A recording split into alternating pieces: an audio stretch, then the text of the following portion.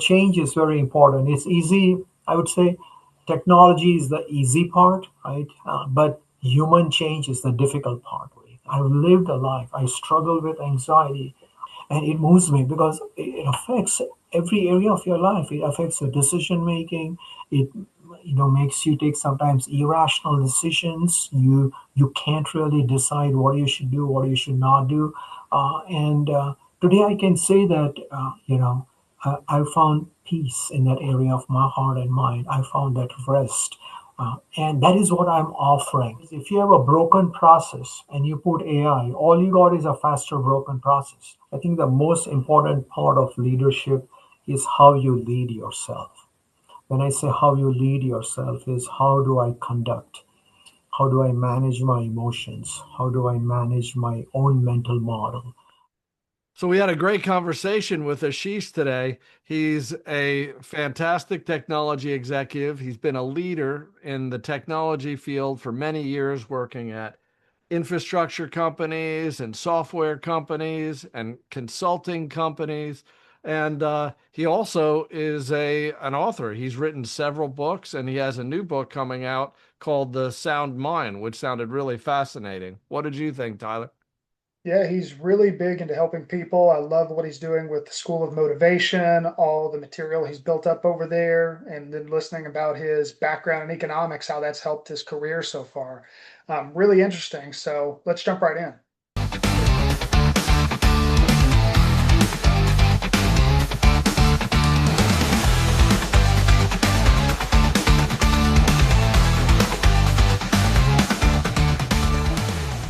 Ashish, thanks for jumping on the podcast today. We're excited to have you.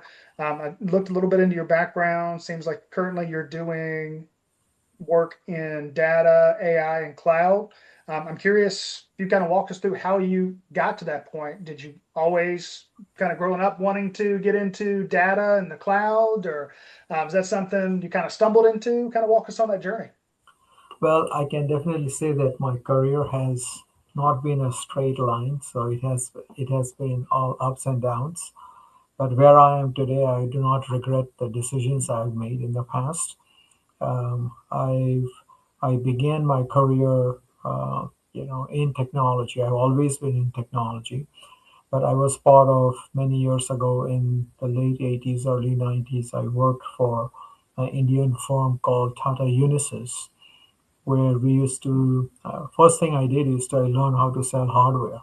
I came out of my undergrad in economics and mathematics, and here I am exposed to trying to sell a mini mainframe to some of the large corporations in India.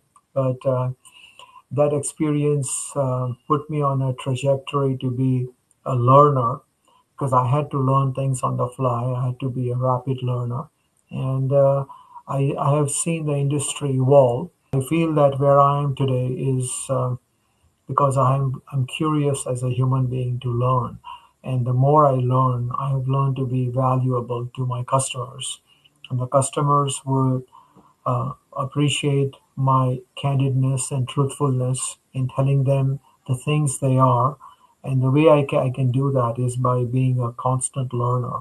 So, yes, data is the new gold, and everything is about data. Right? Applications generates data, applications support infrastructure, so it all ties one into the other. And then you have new systems of insights where we can create new analytics and meaningful representation of data, structured, unstructured, or even metadata, and bring the value to the business. So it's exciting. I don't think so. I know it all, but I'm learning and I'm enjoying this journey so far. Yeah. Awesome. That's great to hear. What type of, I know you said you love to just keep learning and keep growing your skills. Did you go to like any type of formal education for this, or you just do certifications? I see you got a lot of books behind you, so it seems like you like to read as well. So I hated to read. Okay, so uh, but this is an art and a skill that I acquired to read, and now I learn to. I love to read and I love to write. I always loved to write since my childhood. I have an undergrad in economics, and I really am great fond of the applied economics with mathematics and statistics behind it. And I took special subjects in my undergrad in those on those three areas, and I would like to say I did fairly well. From a technology perspective, I went to Columbia University in New York to do my master's in technology operations and corporate finance. So now I was able to think through as an economist and how finance plays a role in IT and IT based decisions, and how technology operations and excellence in an operating model helps drive the value of the invested dollars inside a given technology platform or your operating model, which is people process technology. So I do have a lot of certifications behind it. I think it's just the nature of the industry to remain relevant. You want to learn, you want to grow, you want to read, and it it pushes you to stay on the leading edge. How do I strike difference in the mind of my customers and become more relevant? So hence I read all kinds of books. I'm writing two new books currently on related to technology operations and change, and how do we embrace change. So those are the things that I'm personally passionate about, and my education does give me a little boost to understand things more from a practical standpoint of view. And last but not the least, I have lived the life. I've been there in the trenches, building data centers, doing large ERP implementations, and I have learned through mistakes. I have learned through my own failures, and I've learned to meet customer expectations, etc. So I combine that. It's not just about the school. School is great. I love my school, but the fact is, I have been in the school of real-time learning with my customers. So I think that's the most important lesson in a learning that I continue to carry forward. Really great, Ashish. And I remember when we spoke earlier that you were talking about the book that you're currently working on, about and specifically about that theme of change. Why don't Yes. you talk to us about that? So change is very important. It's easy. I would say technology is the easy part, right? But human change is the difficult part. Right? So I'll give you an example. Several years ago, we rolled out a large ERP system for a leading client. And you can say that from a technology project perspective, it was a rock star project, right? We were on time, under budget, the go live was smooth, everything was nice. 6 months down the road, we get a call from the customer.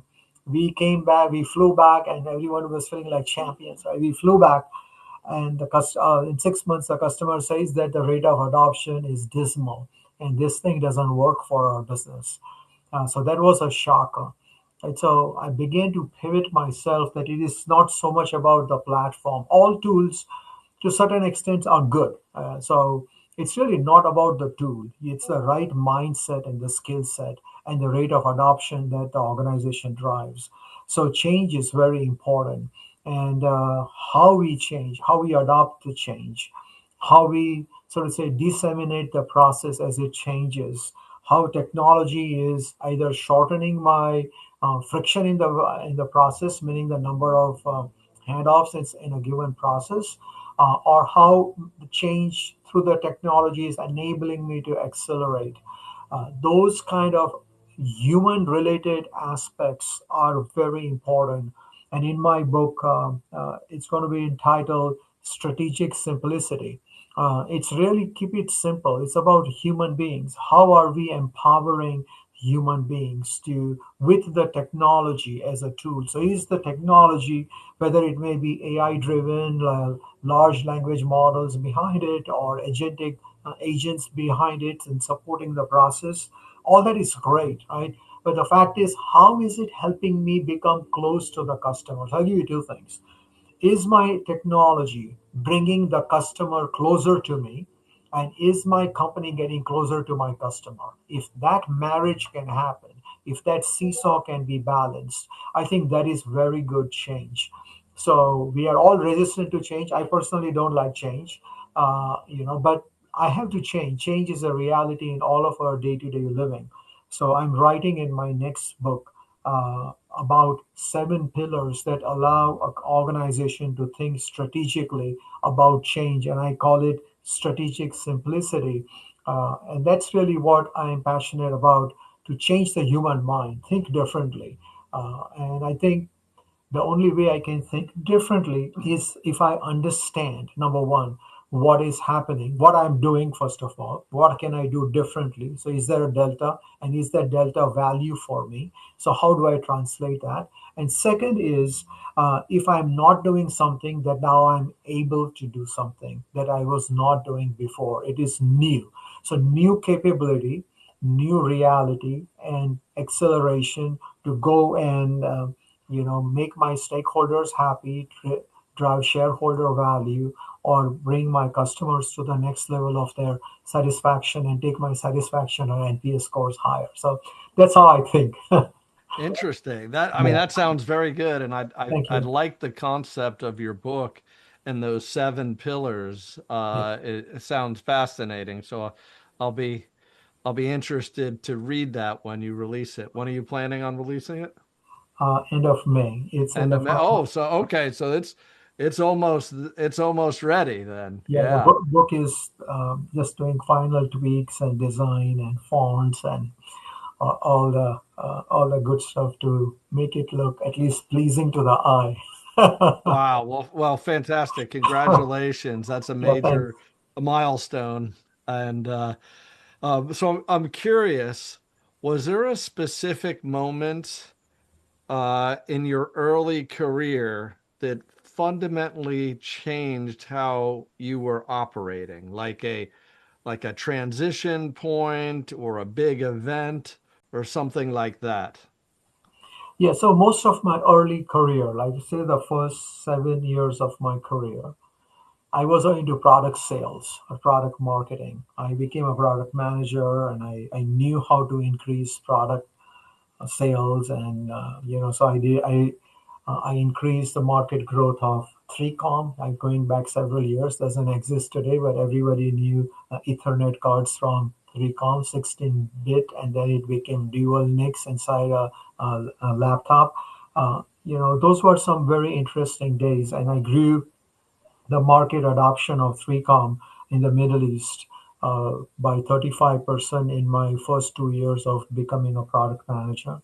I also marketed services of Cisco at that time. So Cisco was just coming up those years. So that is on the networking gear, taking their switches, and intelligent switching market was just coming up, and we were doing IP-based routing, which was not done before. So slowly but surely, the software-defined way of doing things were gaining adoption. Those were my early 7 to 8 years of my career. I started working in New York in 1997, and I went to a boutique consulting firm. That was a pivotal moment. Now I'm no longer talking about product, I'm talking about a service. I am selling intelligence. I'm selling consulting. I'm selling advisory services. And I became an advisor myself using all my life experiences, knowledge, and certifications, etc. So that was a pivotal point in my personal professional journey, where I had to switch my mindset from a product person to a service person, and service and the impact of service to my customers. And how do I measure those? Service looks intangible, yet it can be measured in a tangible manner with certain KPIs tied to it. So that was a big change in my personal career. And I learned one thing. I worked in most of my life. I worked here in the U.S. This is my home. This is my country. I live here. But the fact is, I worked with in other countries too in the past, and it requires me to do understanding, cultural understanding. I think that is second very important point. When I went from India to the Middle East, they buy very differently. They think very differently. They want to like you first, right? In the US, first I want to tell you about my products and services, and if it really makes business sense, then you might like me or you might not like me. So there isn't so much of a personal touch, but it's so much about the value delivered. That is what builds relationship here. But that's different. First they want to like you. Do I like you as an individual? Do you come across as a trustworthy, credible person? Do you communicate well? Do you articulate well? So these are the softer things that became very pivotal to put a good foundation within me as a professional to hone in those skills and sharpen my axe, so to say, and go to my clients in like manner. And yes, I have good accolades behind me that I have done well. I have delivered results consistently. And those are the two things, moving away from a product centric mindset into a service oriented mindset. And second is understanding the buying patterns and the cultural aspects of how people buy, how people think. And those are the two pivotal areas of my career that put me on a very separate or a different trajectory. Yeah. I've got a question on that, Ashish. Which of those methods of sailing do you find more difficult, having to build that relationship or have someone like you and trust you before making a sale or getting the customer versus kind of as you mentioned here in America, you've got to get their attention quick, provide your value of what your offer is to get that sale. Can you kind of explain the difference, which one is more difficult and kind of how those shaped your customer gathering tactics, I should say? Yeah. I'd say that today, when I talk to the C-suite or the board members or other senior leaders in a given organization, I want to be crisp. Okay, what is the value, right? What if first of all I want to understand what is the problem that we are solving, right? So understanding of the problem is very important. What is How do I know that this problem is truly exists? Is there a data? Is there data available that says that this is problem is real, right? And what is the solution and how will I measure it? If I answer just those four key questions, and where have I done it before, right? Or what others have seen. So if five key questions, if we take those five key questions and approach today, doesn't matter who the buyer is. I think those are credibility builder. If I come and tell you and you feel that I have understood you, not because of just cultural alignment, but understanding your challenge, your business challenge, where you want to go, what's the end state picture that you have in mind, and that requires conversation beyond a 15-minute call. That requires open and candid conversation, and that also requires me to ask the right questions. Many times I have seen very good bright people, they are not able to break the ice because they are not asking the right questions. So I do research, I study, I come to you. Before I come to you, I'll invest time and energy, and maybe burn the midnight oil to really understand what your organization is all about, what's happening in your industry, what your role could be. Do some research, not just trying to see how many common connections I have with you on LinkedIn. That's too stale in my mind. You got to be more relevant by understanding business problem and business challenges. So I think that is what is different today. Relationships, I still have fantastic relationships with my clients that have stayed on over the years. Clients have moved from one organization to another, and my relationship has gone from one company to another company, which speaks for itself. So sometimes it works, sometimes it doesn't work, but on a general scale, I would say 80% it works. Understanding customers' problem, finding how, why the problem exists, what is the data that supports it, right? What is the solution that can do? Can I measure the delivery of that solution? And will it solve the customer's problem? And lastly, where have I done it before? Right. So that is credibility building. So that is the kind of approach I take today. And it's not a cookie cutter approach, but I use this framework to make my mindset ready before I get into any client conversation. Yeah. I hope that gives you some idea. It does definitely. And it sure sounds like your studies of economics also helped give you a more holistic approach or better understanding, especially with coming into the tech world, as opposed to someone who is just technical and wants to get their hands dirty. You had a wider approach and a wider thought process per se. So I'm assuming that really helped kind of get your career on the right track. Yes, and I have been fortunate to work with some leading organizations. Right, I spent some time in Accenture. I spent a longer time with IBM in the consulting division. I worked at AWS, which I really love, and I honor that company a whole lot. Those leadership principles have become part and parcel of my day-to-day life. I led engineering function, product development function within Kyndryl. Now I'm fortunate to work for a very good leadership team within Tata Consultancy Services, building a strategic advisory. I'm building a team of enterprise architects, people who've been in this industry long enough and who can be the source of the trusted advisor for the customers. So I'm enjoying where my career has taken me. I have made a lot of decisions. I've been put in difficult situations as well, in terms of delivery, because there is always sometimes glitches in delivery. How do we overcome that? How do we communicate to the customer? And before the customer finds out, if you know it, I'll come and tell you that, listen, you might hear there is going to be a challenge. But if I come and tell you ahead of time, then you know that I prepared you and I was aware of it. So I think that has also helped me go fix it, because people are gracious. I don't think so. People are bad. People are gracious as long as they understand that you understand their problem and you are going to fix it. And so I think that level of commitment to fix it is also extremely important, because wherever there are human beings, sometimes things can go south or unexpected things do happen. But how do we respond to that? That's all about, we spoke a little bit about change. So it's not changing the organizations, but also changing myself. How will I adapt to that change? How will I respond to that change? Unforeseen change coming in my life. How will I respond to it? So I think that tests human resilience, and also it tests relationships. If the relationship was only built around what's in it for me, then it is too shallow.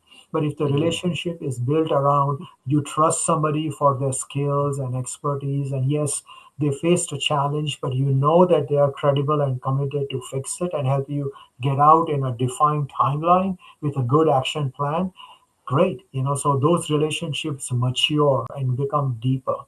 So that's how today I build relationships, and I think about my customer needs in like manner.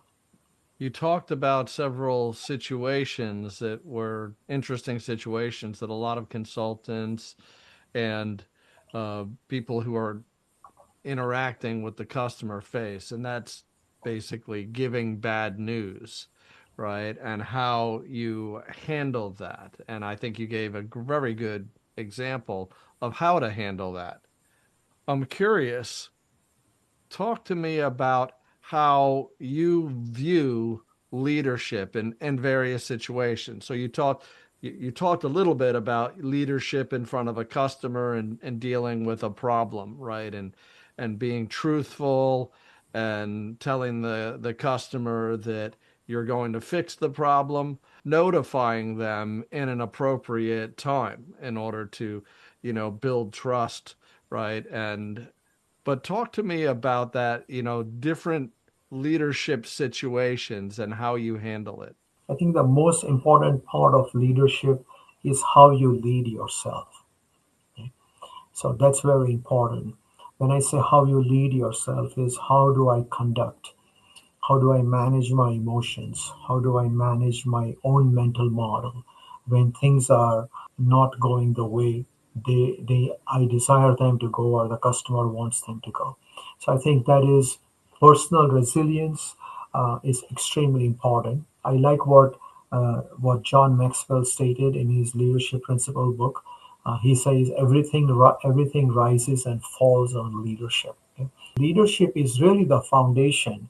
Customer is the top of the triangle, or the apex of the triangle. In between are all the players who provide services, consume services, build products, etc. Those are functions in between, but the leadership is the foundation. How I, as a leader, create that environment for my team to thrive. If I was a leader who is penalizing others all the time, then people will not trust me or people will be afraid. Then they will only answer and tell me what I want to hear. I want to hear from somebody that is contrary, okay, because that is good. That sparks new thinking. That sparks a good challenge. It doesn't have to be hierarchical person trying to challenge you. Somebody who's my leader or my SLT or my skip level. All that is fine. I do manage up, but we also have to manage down in terms of a good leader. So leadership is not a glass house role. For me, it has been what I call leadership by wandering around, being there where the people are, what their problems are, being the good human. I've had challenge. I've had team members who lost a loved one, or their child was not well, or they were going through a personal difficulty. Right? Am I empathetic? Am I understanding? Do I take time to listen to my team members? And I have learned one thing, that to be a good leader, lead yourself, lead with the heart, and think with your mind. It's both. That has to be a balance. It can't be just emotion driven leadership. It has to be objective. Are we meeting the objective? If not, can we pivot? Leadership also a heart for change. That is what Carter says in his book, John Carter, Leadership, the Heart of Change. It's very important to have that heart. There are some leaders who have become personal friends today. The relationship has carried over the years. And the reason is because they came with a heart. They took interest in who I am. They invested their time and energy, not on a daily basis. I'm not looking for somebody to babysit me. I can, individually carry myself forward. But to give that right level of input, affirmation is very important. So a leader affirms. A leader helps through the seasons of change. A leader also shows the way.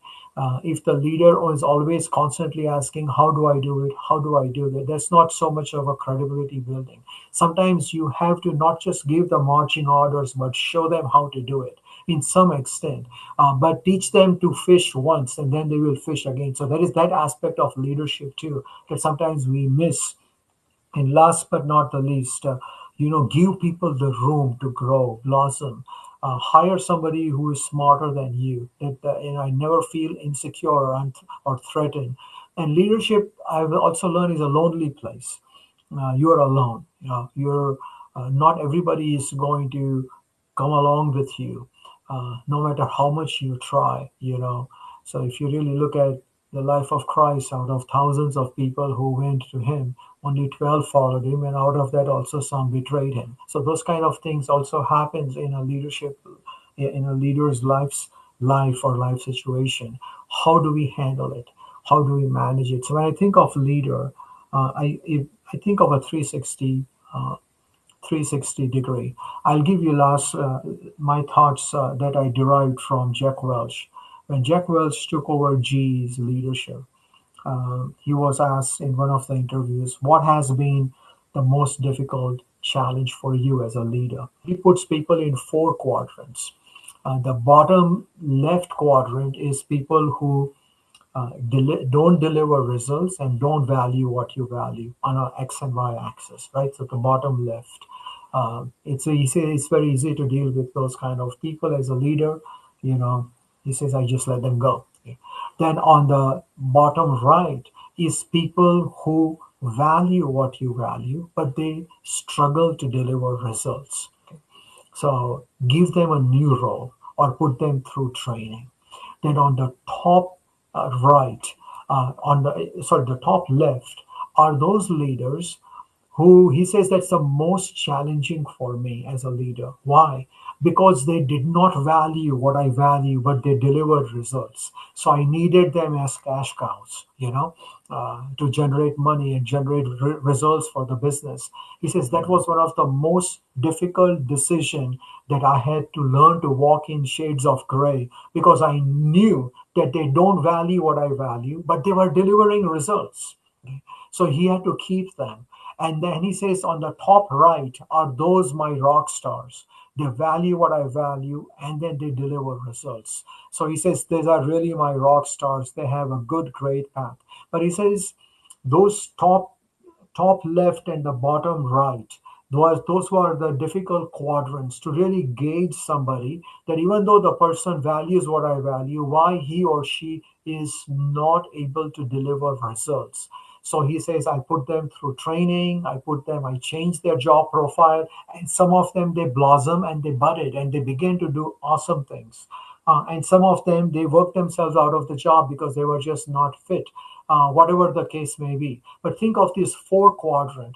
I think it applies to every leader because we are making those difficult decisions. My leadership today trusts me because I can make some difficult decisions, and they believe that my decisions may be right. They trust that what I call the sense of judgment, leadership and the sense of judgment. And the sense of judgment is directly proportional to a person's ability to be discerning. Can I discern well?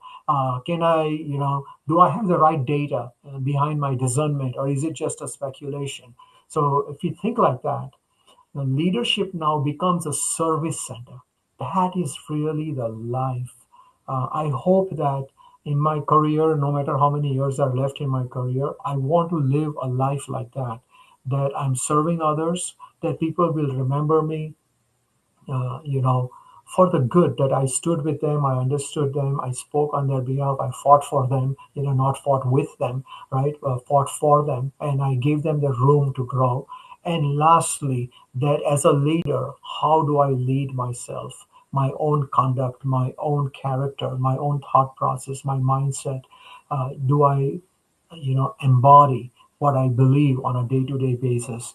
So that is really how I think of leadership. Yeah. Yeah, Ashish, I want to take a small pivot from the leadership there. Can you tell us a bit about the School of Motivation?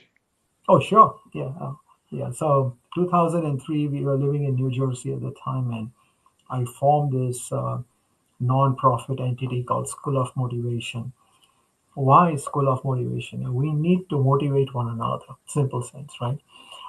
We need to be a bridge. So I do see myself as a bridge. A bridge joins two endpoints. A bridge carries the weight and allows people to travel from one end to the other, or vice versa. And bridge is really what the School of Motivation is all about, to encourage others. So I built almost 700 hours worth of training material over the last so many years on subjects like strategic decision making, critical thinking. Uh, how do you really create a value, become a value center, value creator person inside your organization? And through that, I've been able to. I was fortunate to my many years ago. My brother used to work for New York Life in India, and I was invited to train all the top MDRT $1 million roundtable winners, insurance agents. I'll give you one example. There was a gentleman in the training. I was talking about what is that one decision that you need to make, that you haven't made, that could change your life. You are aware of that decision, but you have not made that decision. And what impact would it have? He came back. He left that session. He says, I'm going right now to go meet with my dad. He was at a crossroads with his father. He says, I went into the kitchen, my father went in the living room. If I went in the living room, my father went into the kitchen. So he says, we were at a crossroads. And he says that is one decision I needed to make to fix that relationship. And I remember meeting him in person a few months down the road in India, and he says, my dad and I have become best friends, and the relationship turned around. The School of Motivation is about that, teaching, equipping, empowering and mobilizing. That is my theme. You can go to schoolofmotivation.com or schoolofmotivation.org, I think. It's a very simple website. Been providing that kind of a training. I have spoken to high school students in many high schools to tell them about my life and what I've been through as a young man, and tell them my story. So it is really that's what School of Motivation is all about, to bring that kind of a realization that becomes a birthplace of change. That's my quote. I really like that quote. I came up with this, that realization is truly the birthplace of change. When I realize I got to do something, I'll take that decision and I will execute that upon. And sometimes we dilly dally, or we procrastinate and not take the actions at the right time. But I hope that through this, I've been able to make some impact. In New Jersey, over here in California, when we moved here, I used to run a business group for a very large church in Rancho Cucamonga, and it was a very business-centric training for people who are entrepreneurs or wanted to become entrepreneurs, or they were thinking of doing something different in their life. So there were people from all various organizations attending the sessions. I still do it off and on. It's not something that I do it for a living, because we don't charge any money for it. It's just a free service. But the goal is, though it's free, we want it to be catchy and applicable and relevant, and very practical. So that's really what the School of Motivation is all about. That's excellent. It really sounds like you're doing everything in your power to help people with those mindset shifts from a leadership perspective or from a motivation perspective, just get them in the right mindset to succeed. And I also took a look at your book that's coming out the end of this month.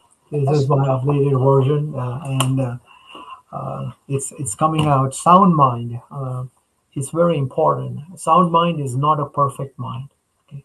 But sound mind is a resilient mind, is a calm mind. I learned this from my mother at a very young age, that when you hold the Bible will hold you. Okay? That has been my life thing. That's how I live my life, and I'm proud of the experiences I've had and the lessons I have learned in my life through my mother, who is now with the Lord, for 2.5 years. So this book, The Sound Mind, there is a website called thesoundmind.org, thesoundmind.org. Um, it's meant for everybody. Everyone can have a sound mind. And I talk about the statistics of anxiety, that we face an epidemic of anxiety, and how that impacts human lives, families, marriages, children, students. I mean, talk about it, elderly people. It impacts everybody. It is, I would say, it doesn't discriminate based upon age, gender, sex, anything. Anxiety comes to everybody. It just comes everywhere. How do we bring that message of peace and hope to somebody else? So that is something that I endeavor to do with that book, The Sound Mind. Yes. that's very powerful, especially like you mentioned, anxiety is becoming a epidemic across the world with the rise of AI and deep fakes Yeah. and social media, doom scrolling, politics, everything. It's a lot, and some people. I've been victim to it in the past before, where you just get stuck and you go down a hole and just depression hits. So I think that's very powerful, being able to kind of get your mind sound and break free from the struggles that are thrust upon us day to day. Yes. Do you have any advice that you can share for people who maybe struggle with that? They have some of that anxiety, and of course they can pick up your book. But do you have any kind of suggestions or thoughts to share? Yeah, I think, of course, I'm not a certified counselor, so this is no way a medical guidance here. Sure. The fact is, seek help if you need the help. Right? Be open to acknowledge that I do need help. There is chronic anxiety, and then there is anxiety that is situational as the situation changes. So, not all forms of anxiety require medical intervention, but if you need help, seek help. There are nice apps like Calm and other kind of uh, some kind of what you call meditation. So I don't subscribe to that. I'm not against those, but I'm going beyond that. What is beyond that? Look within you. Allow me to quote one Bible verse here. I'll take liberty to say it. It is written in 2 Timothy 1:7 that God has not given you a spirit of fear. Anxiety is rooted in some kind of a fear. Okay, that something will happen, or something is bound to happen, or something is happening. I believe we need to have a stable heart. That stable heart comes through the foundation of faith, hope. In let's say somebody believes in somebody else. I believe in Christ, and I you will hear me say that, and I'm not ashamed to call myself a Christian. Christian doesn't mean a perfect person. I just learned to follow Christ. That's what I mean when I say I'm a Christian. That verse that God has not given me a spirit of fear, but He has given me a spirit of power. First, He gives you the power to overcome. He gives you love. Love casts out all fears. How many people are struggling to find love in their life? Uh, they want real love. Real love is not there. God is love. He says, I've given you power, love, and I've given you a sound mind. That is a stable mind, a consistent mind, a mind that is stayed on the promises and the character and the consistency of God. God's consistency is greater than my inconsistency and my own failures or fears. That is what the book is all about, driving the reader to find the foundation in their life, and build on that foundation. It's a journey. This book is there are like maybe 18 chapters, and I have included guides. I've included things like practical tips of what they can take, irrespective of who they are. You don't have to be, so to say, kind of a person of a Christian or a Catholic faith to read this book. Anybody can read this book. It's for everyone. But the fact is, you can have a sound. Where else can you find a promise of a sound mind? I found that promise for my life. And allow me to give you a life situation. Okay? My parents came here in the early, late 50s in the US. They studied here, they got married here, they met each other here at Vanderbilt in Tennessee, Nashville, Tennessee. But for my birth, they went to India. I'm the eldest child. And but the fact is, though my parents were highly educated, they couldn't hold their life together or their marriage together. Right? So at the age of 8, I saw my parents undergo a very bitter divorce. The Indian system put me, I was 8 years old, and my younger brother in a civil court in a witness box. Okay, you imagine you take a little child, put him independently without any adult besides him, and tell the judge to make an independent, unbiased decision whether you choose to live with your father or your mother. That is shocking. Okay? I've written the whole story here in this. It's really built on this is who I this, and I suffered from anxiety as a child because you know I'm sorry to say, but my dad was really angry, a man, and I've seen him abuse my mother physically. So I had all these kind of memories deep inside me. I found healing in my heart and mind through God's word. That's why you heard me say before that if you hold the Bible will hold you. And the word of God became a foundation in my life. And that is what I'm offering as a story. I've lived a life. I struggle with anxiety. I can't tell you how long. And it moves me because it affects every area of your life. It affects your decision making. It makes you take sometimes irrational decisions. You can't really decide what you should do, what you should not do. And today I can say that I found peace in that area of my heart and mind. I found that rest, and that is what I'm offering. And that is really the foundation to come out of. You can come out of anxiety. I believe that. There are some very difficult life situations that I have openly spoken about in this book. I'm not ashamed. If it can bring somebody healing, I want to be true and authentic and transparent. That look, this is who I am. This is what I've been through. This is not who I am today. This is what I have been through. So it's not about where you are. It's where you are going. It's a journey. So look up, look beyond your life situation. You can get up. Maybe it's a joblessness or health situation or child or a marital or some physical illness or something or a death in the family or financial crisis. Talk about it. We got a whole zillion list of problems that are in the human society. If I can stand somewhere with this humble message and say that you can find a sound mind. In corporate America, you can find a sound mind. You can serve your customers with a sound mind. You can invent and simplify things with a sound mind. I think to me, I call that a reward that money cannot buy. So that's why you may hear I'm quite passionate about this because it touches my heart first, and it flows from my heart. Whatever I'm telling you today, yeah. Yeah. Yeah, that's a beautiful message, Ashish, and thank you for sharing that. What do you think the concept of the sound mind has to share with leaders today? Very good. Fantastic. I love that question, Robert. You know, I think it's important to operate with a sound mind. I'll tell you why leadership requires a sound mind. Because first of all, you are always, as a leader, you are always under the spotlight. People are watching you, whether you like it or not. Leadership at home, children are watching you. Your spouse is watching you. You are under the spotlight. And in the work, you are under the spotlight. People are watching you. How do I conduct myself? Let's say if somebody keeps snapping.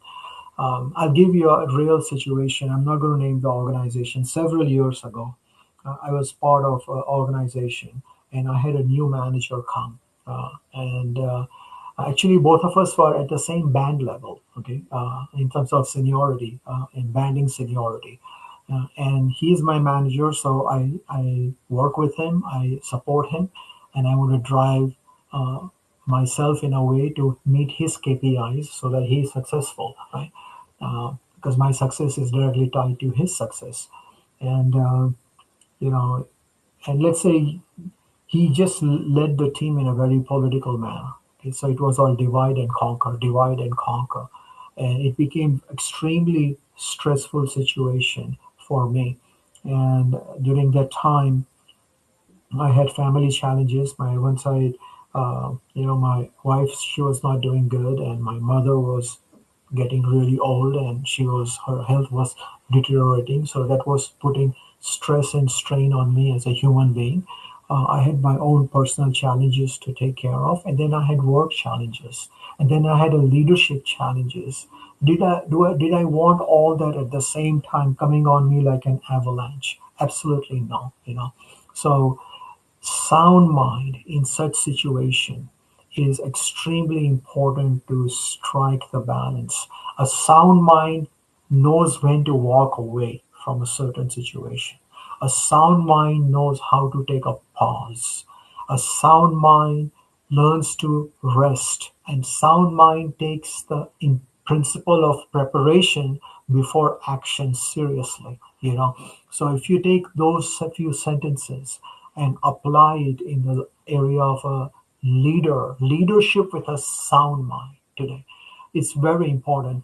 Let's ask ourselves: does history truly repeat itself?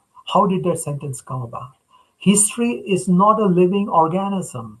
History is just history, but it is human beings who repeat history. It is the same mindset that prevailed in the previous historical people, that somebody is adopting that mindset and trying to relive it today. That is why we say history repeats itself. I think where negative things are concerned, we need strong leaders to change the history, that let history never repeat. Those things will never repeat.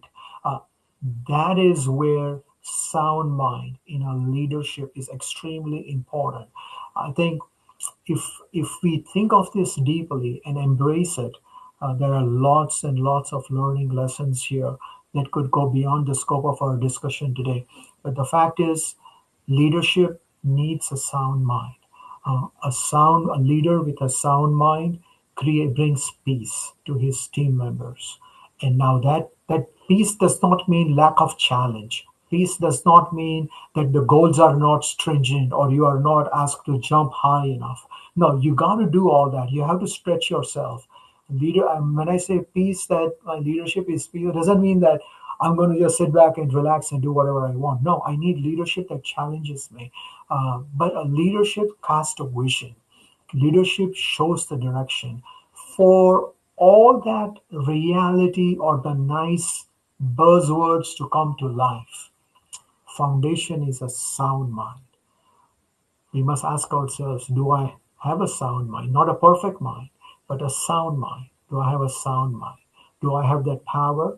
Do I operate with love? And do I operate with sound mind? Those are the three pillars that my book is based on. So, yes, I agree. It's a great question that you ask. Difficult to answer in a short time. I think you have to live it and embody it. But we do need leadership with sound mind, especially in today's world. I mean, look at what's happening around us. We need sound mind, 100%. Yeah.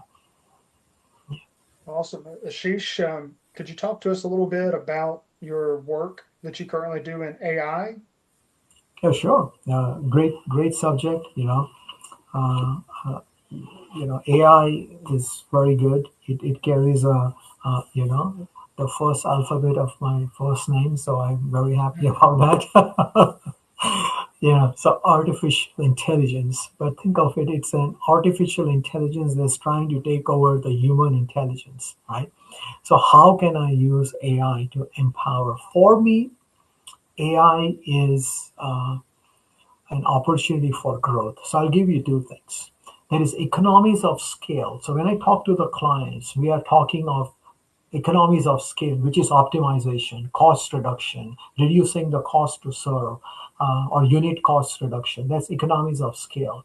But then you have the other side, economies of growth, right? Where I new capabilities, speed to market, new products, new services. So think about, when Starbucks launched their app, they say that you can load your card with $10, just $10. Load your card with $10, and we'll give you so many stars. You go and do all these things. Starbucks collected in the first, I think, 3 or 6 months, something like that, of the product mobile app launch, $457 million in cash flow came. I mean, that's amazing, right? New technology, new reality, new customer acquisition, new experience for the users. Sounds amazing. Think of AI as a balancing act between economies of scale and economies of growth. Uh, AI is going to require investment. So it requires invest to save or invest to grow, and optimization is save to invest. Okay, so if you think today, CIOs and the C-suite people are really challenged. Optimize, reduce cost, yeah, because the times are tough. I understand that, but AI is not the answer for optimization. Okay? AI is the answer for scale and growth. AI is the answer to think new models. AI, in my mind, is the answer to drive new insight that never existed before, making greater and a deeper meaning out of your metadata. Hence, AI adoption is not just about Anthropic's Claude or OpenAI's ChatGPT or Gemini or Vertex AI from GCP. All those are great tools, or Perplexity. I use them all, but I love Claude the most, personally. But the fact is, it's not really about the tool. If my productivity goes from X to 2X to 3X because of AI. What is the business value I am delivering back to the business, right?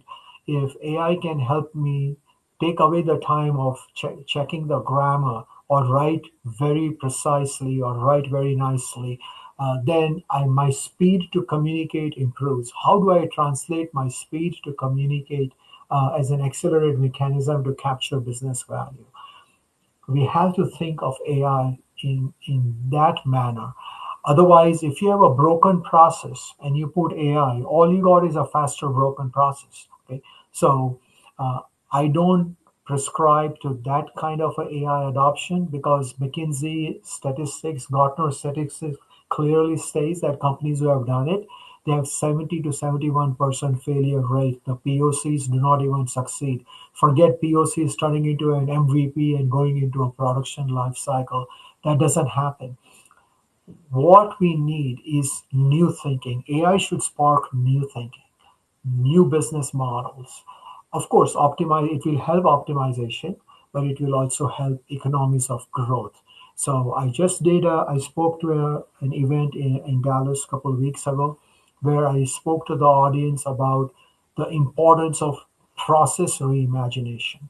So just imagine you are coming, I bring clients together in a room, and all we do is dream about a new process. Right? Think of a first notice of loss or consumer lending, commercial banking, or lending to commercial institutions. If I can change the experience, come up with something new, that is where AI will give me scale and AI will also give me accelerated growth. So that's how I think of AI. Should everybody adopt and learn AI? Yes, you can't live without it. So don't become, irrelevant or don't become a utility. Be the driver, not just a supporter. Learn the new things, but learn how to apply them in new ways. Uh, that is how I think of AI. Yeah. How will AI transform the industry in the next 5 years? Yeah. So AI will help you optimize automation, okay, where your current operations are concerned. There will be companies that are cloud native. So who are the cloud native or digital native companies? Netflix of the world, Snap, okay, Facebooks of the world, really Google, Amazon, really cloud native. They were born on the cloud. They operate on the cloud. They're doing great on the cloud today. I mean, think of Google. Or Yahoo. I mean, these are all companies operating in the cloud. They provide great service. They have speed, they have scale. The fact is that is AI native, right? Now it will be AI native organization. From day one, they are accelerating at a very rapid speed in the market to go capture new revenue areas of revenue.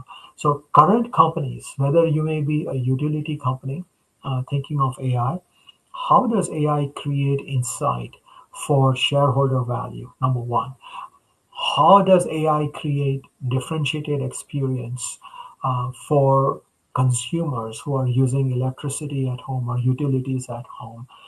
That question can be answered. Think about you are a chief of operations in a manufacturing plant and you are responsible for operating equipment efficiency OEE.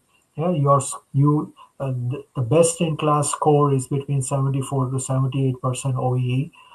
Let's say you are operating at 68 or 62%. What will help you scale to 74% and meet the industry benchmark and come in the top quartile? AI can help you accelerate, automate those functions. So I like to use the word customer friction. What is customer friction? Number of touch points between end-to-end transaction from origination to the completion of the transaction.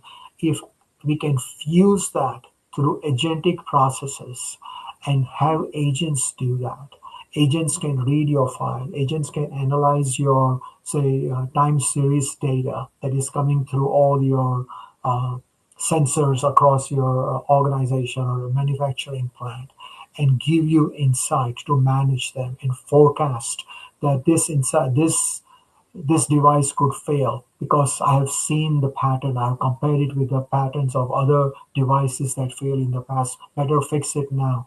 Or create more proactive service model inside your organization that is really scale. That's fast. That can reduce headcount too. That can help you optimize number of people. When you change the number of frictions or the number of hop counts, it changes the number of players in between. So that can also lead to some kind of an optimization there, though I don't really prefer a headcount reduction, but it can happen because technology advancement and automation will result in that. So it's that's one way organizations will benefit. Similar benefits could be translated for a financial services, travel, transportation, or a healthcare organization. But think of new services, completely new business models that did not exist before that exist today. Did Netflix exist before? No, Netflix did not exist. But Netflix came about and changed the whole industry from a CD based to a completely online distribution of movies and video games and things like that. So new streams will evolve, right? The thinking is the sky is the limit here. You imagine a business process, shorten the business process. AI can become a true enabler for you to gain accelerated speed and also scale really fast. So that's how I think of AI adoption driving new technologies. And I'm not a proponent saying that, okay, just go with AWS. Yes, I love AWS the most, or GCP I really like, Azure I like. I'm certified in all the three platforms. The fact is really not about the platform. A tool is only a tool. Cast the vision, take the organization somewhere else. Imagine you took the whole data set, you experimented on the data set. The rapid experimentation is also one of the very key features that you can put AI there. Experiment, build the patterns, and use the patterns to think of new monetized model of go-to-market strategies. I think uh, that's how I think in a very holistic manner. Yeah. The applicability is huge, Robert. Yeah. Do you have any predictions for AI in, let's say, 3 to 5 years? Any new technology you think it'll help? Any revolutions? Kind of what do you see AI becoming in 3 to 5 years? Very difficult to say. There are much more intelligent and smarter people than me who can make that kind of a prediction. But in my humble experience, I think AI adoption will create trillions of dollars of new industries, okay, across the world. It is going to Do you think that the next Facebook or Google or Microsoft will come out only from North America? I don't think so. Okay, Africa is advancing very fast. Uh, People are not taking note of what is happening in Africa, but Africa is advancing very fast, and I would not do not underestimate the power of somebody who can imagine. Because Einstein said that imagination is more important than knowledge. If you can imagine it, you can do it because AI will make it real. So that is where I see, and it is all, how should I say, no code environment, right? The coding is so easy as compared to writing millions of lines of COBOL code that runs your mainframe. It's not going to be like that. You can code in an accelerated fashion. Countries like Lithuania or Eastern European countries, I had a chance to meet with somebody from a Bulgarian Chamber of Commerce. The Bulgarian Chamber of Commerce is supporting companies that do innovation on data. The government is funding companies to go and innovate using data. I think we need that kind of a governmental support too. We need local governmental, state governmental support to allow our young kids to experiment. Okay? The challenge has been, and I say this as a father, that young kids coming out of college find it difficult to land a good job, okay, today.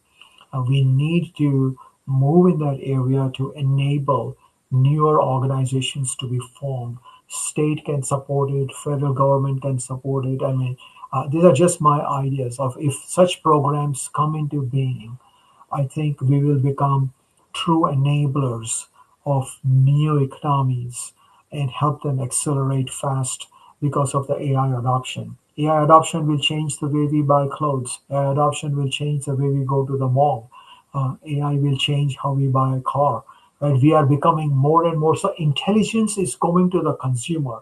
It is the age of intelligent consumer. So no one can take you for a spin today. Right? You could build a business model on ChatGPT before somebody tries and gives you some kind of a proposal. You got to cross check it. So validation. I think there'll be more truth telling in the business world, and less people will be taken for a ride, because people who know how to use these tools to their advantage will not be swindled. Okay, because the intelligence is going to the consumer. Is a intelligent consumer who's going to be making those decisions. So how we can influence an intelligent consumer is only by insight creation. Okay? So it's an age of insight. 3 to 5 years, in my humble opinion, will be the age of insight, and people who know how to create insight will be on the bleeding edge, leading edge, on the forefronts of enabling others. I hope I can find a seat somewhere on that table for myself. So I want to constantly learn and grow. But that's how I see. There are McKinseys of the world who can forecast bigger and better numbers, but that is just Ashish Bhatnagar's point of view. Yeah? Well, great, Ashish. What is the best way for people to get in touch with you if they want to learn more and get sound mind and just and start a conversation with you? How should they do that? Well, uh, I am a very accessible person. I would like to say carefully.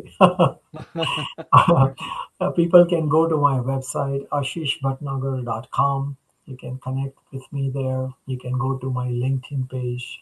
My LinkedIn page has my full name. My father's name is there, Ashish Gopal Bhatnagar. So if you search on that name, you can find me. Please connect with me. I am happy to connect with you. And if anybody or on your audience wants to hear about the Sound Mind or the School of Motivation, I am happy to come and support your organization and share my life lessons to be a blessing to somebody else.